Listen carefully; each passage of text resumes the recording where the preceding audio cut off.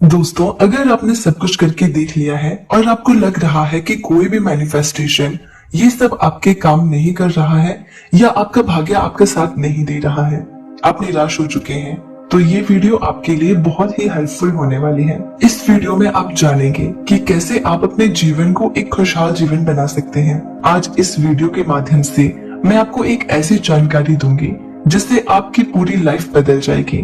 वास्तव में आप अपना भाग्य बदल सकते हैं अगर आप इस वीडियो में बताई गई सभी बातों को ध्यानपूर्वक सुनते हैं और साथ में फॉलो करते हैं, तो आप एक कामयाब इंसान बन सकते हैं। आज भले ही आप किसी भी स्थिति में हो, वीडियो के लास्ट में आपको एक ऐसी प्रक्रिया बताई गई है जिससे करके आप किसी भी इच्छा को पूरा कर सकते हैं और अपनी किसी भी समस्या को दूर कर सकते हैं। आपको ये तो पता होगा कि अगर कोई भी विचार या विश आपके अवचेतन मन तक पहुंच जाए तो उस विचार को वास्तविकता में बदलने से कोई नहीं रोक सकता है। लेकिन वो मोमेंट कौन सा है जब सबकॉन्शियस माइंड पूरी तरह से एक्टिव होता है? अधिकतर सभी यही बताते हैं कि सुबह उठने के बाद आपका सबकॉन्शियस माइंड एक्टिव रहता है, लेकिन कब, ये किसी ने आज तक नहीं बताया होगा।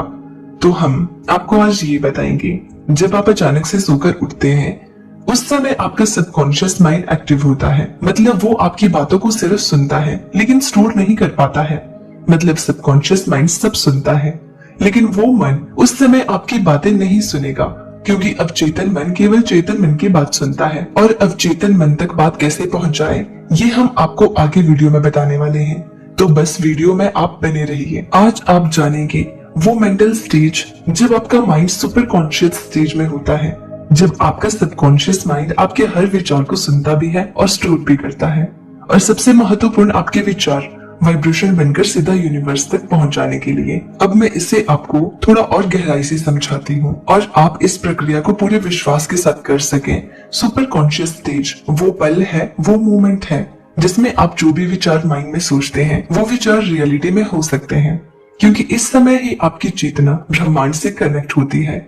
ये एक ऐसा मोमेंट होता है जहाँ सृष्टि आपकी किसी भी इच्छा को पूरा करने के लिए बाध्य है, तैयार रहती है। ये समय होता है सुबह के 3:40 से 5:30 तक। इसी समय को हम ब्रह्म मुहूर्त भी कहते हैं और इसी समय को क्रिएटर टाइम भी कहते हैं।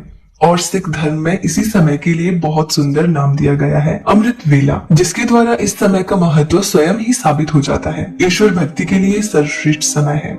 इस समय उठने से मनुष्य को सौंदर्य, लक्ष्मी, बुद्धि, स्वास्थ्य आदि की प्राप्ति होती है।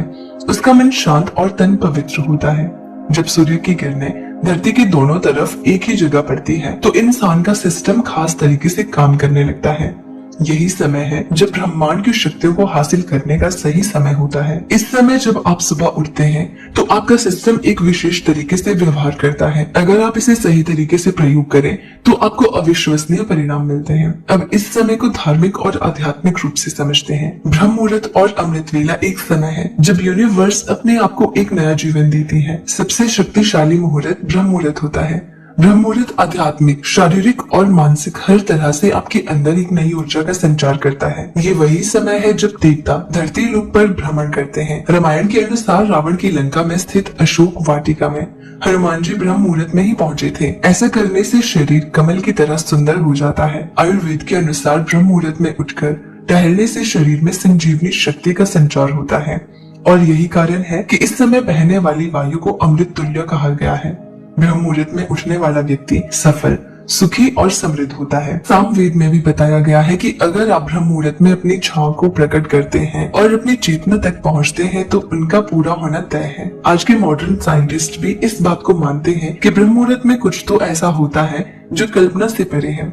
अब समझते हैं कि आपको इस समय का प्रयोग कैसे करना है। मैं आपको 2 तरीके बताने वाली हूँ। जो पहला तरीका है वो है कि आपको सुबह 3:40 से 5:30 पर ये कहना है कि मेरे पास पैसों की कोई समस्या नहीं है, मेरे सारे काम बहुत आसानी से पूरे हो गए हैं, मेरी इनकम पहले से बहुत ज्यादा है और मेरा बिजनेस या मेरी जॉब बहुत अच्छी चल रही है। मैं इसके लिए भगवान आपका धन्यवाद करती हूँ। और इसे कम से कम 10 मिनट तक इसी समय रोज पढ़ना है और आपको लिखना सिर्फ एक ही दिन में है, पहली बार में। इसके बाद आपको ध्यान मुद्रा में बैठना है।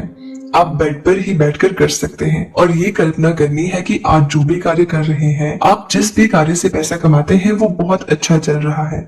और आपका परिवार बेहद खुश है। आप पेमेंट रिसीव कर रहे हैं, आप बहुत खुश हैं। इस तरह से कल्पना करनी है, महसूस करना है कि हर सांस लेते समय वो खुशी आपको महसूस हो। जब आप इस समय उठकर अपना ध्यान अपनी इच्छा पर लगाते हैं और अपनी इच्छा को विजुअलाइज करते हैं और महसूस करते हैं, तो वो चाहे एक वाइब्रेशन बनकर ब्रह्मांड तक पहुंचती है। जैसे आप इसे कुछ समय तक करेंगे, आपको जीवन में कहीं ना कहीं से कोई ना कोई रास्ता जरूर बनेगा, कोई ना कोई हेल्प आपके पास जरूर आएगी। आपको 10 से 15 मिनट तक ये मेडिटेशन करनी है।